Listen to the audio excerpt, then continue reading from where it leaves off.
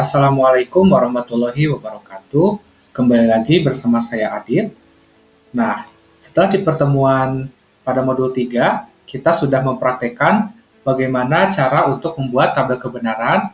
Nah, pada modul 4, kita akan mempraktekkan bagaimana cara untuk menentukan apakah sebuah argumen itu valid atau tidak. Bagaimana caranya? Langsung saja ke tutorialnya. Seperti biasa, kita siapkan dokumen dan aplikasi kita ya, yaitu Maple. Nah, untuk mode 4, kita akan mempraktekkan bagaimana cara untuk mengevaluasi validitas sebuah argumen. Seperti biasa, di aplikasi kalian klik New Worksheet. Lalu sebagai persiapan, kalian ketikkan perintah with logic ya, seperti biasa. Lalu Enter. Nah, kita lihat dulu nih, apa yang harus kita praktekkan di modul 4 ini.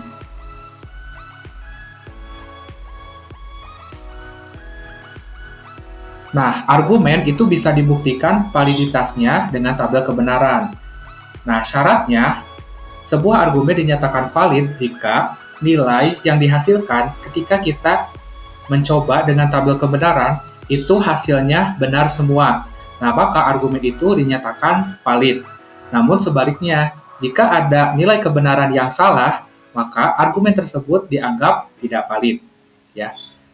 Nah, semua argumen yang bernilai valid itu juga bisa disebut sebagai tautologi.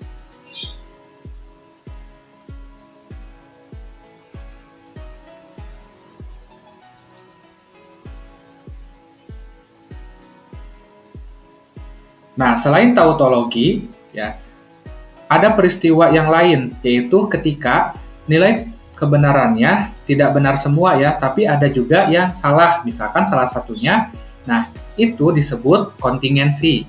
Namun, kalau misalkan dari tabel kebenaran, nilai yang dihasilkan adalah salah semua, itu disebut dengan kontradiksi. Jadi kontradiksi itu adalah kebalikan dari tautologi, dan kontingensi itu adalah penengahnya, jadi antara tautologi dan kontradiksi.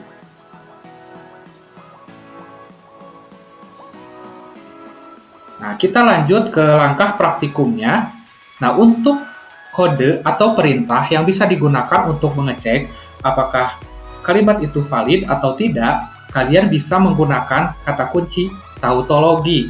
Ya, jadi dengan menggunakan tautologi, kita akan mengecek apakah tabel kebenarannya itu benar semuanya. Nah, kalau iya, berarti jawaban yang diberikan adalah true, ya, berarti valid.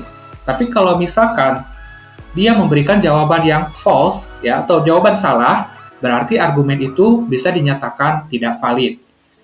Kita langsung ke modulnya saja. Nah, untuk pola penulisannya, ya, kalian bisa gunakan perintah tautologi. Nah, ini format perintahnya. Tautologi, lalu ekspresi booleannya apa, lalu tuliskan lagi tautologi, lalu opsional ya, ini untuk P, nama yang tak dievaluasi.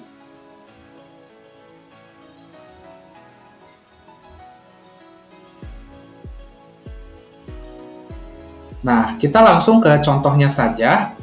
Ini adalah praktikumnya.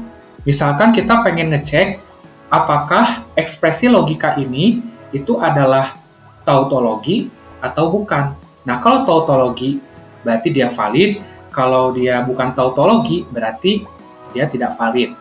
Nah, kita coba ketikkan perintahnya di sini. Berarti tadi sudah ya kita ketikkan with logic. Nah, sekarang kita coba fungsi tautologi.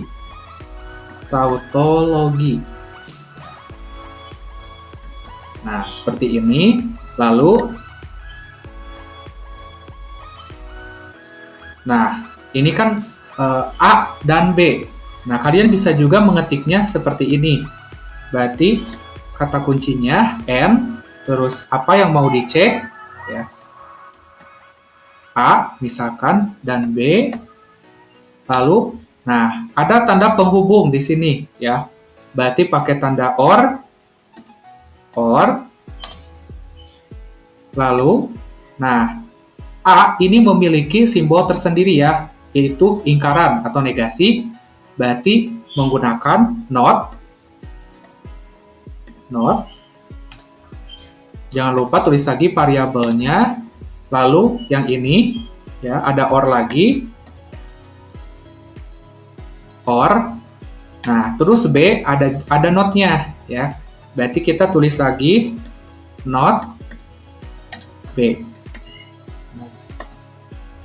Kita coba apakah ini benar atau tidak ya. Nah, hasilnya adalah true. Nah, berarti ekspresi logika ini adalah tautologi ya. Jadi kalian tidak perlu bersusah payah untuk membuat tabel kebenaran, dibuktikan satu baris. Nah, dengan perintah tautologi kalian bisa tahu apakah dia itu valid atau tidak. Nah, karena yang muncul adalah true, berarti ini adalah argumen yang valid ya. Sekaligus ini juga adalah tautologi. Nah, sekarang kita akan masuk ke contoh yang kedua. Kita coba ekspresi yang berbeda, yaitu A maka B atau B. Kita ketikkan di sini tautologi